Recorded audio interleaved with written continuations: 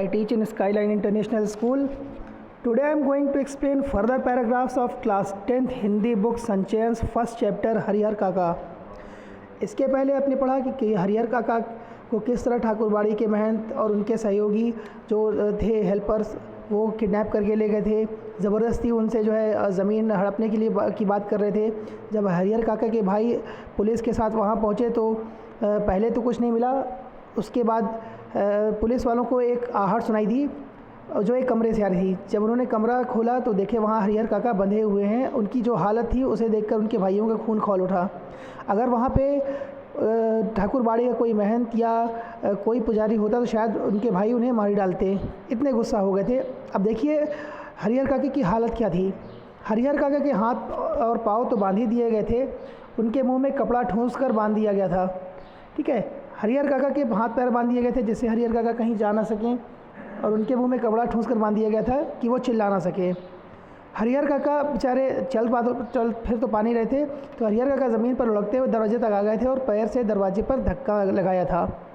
तो चल फिर तो पा नहीं रहे थे तो किसी तरह बेचारे दरवाजे तक आए, पैर से धक्का लगाया, जिसकी आहट सुनकर पुलिस वालों ने दरवाज़ा खोला था।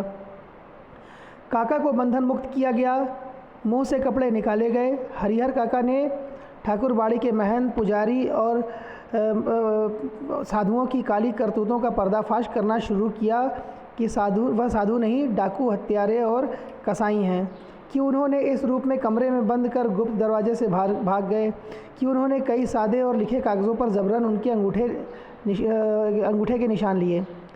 तो अब पुलिस वालों ने उन्हें मतलब उनके जो रस्सी या जिससे उनका हाथ पैर बंधा था, मुंह बंधा था, वो सब चीज़ें खोलीं, उनसे उनके मुंह से कपड़ा निकाला गया। जब उनको जो है थोड़ी सी राहत मिली तो उन्होंने ठाकुरबाड़ी के जो महंत थे, साधु थे, उनके बारे में पोल खोलनी शुरू की कि वहाँ के जो महंत हैं, साधु हैं, वो साधु महंत नहीं बल्कि हत्यारे हैं, दुष्ट हैं या लुटेरे हैं, सिर्फ ढोंगी बनकर आए हैं और यहाँ पे लूटने का काम करते हैं।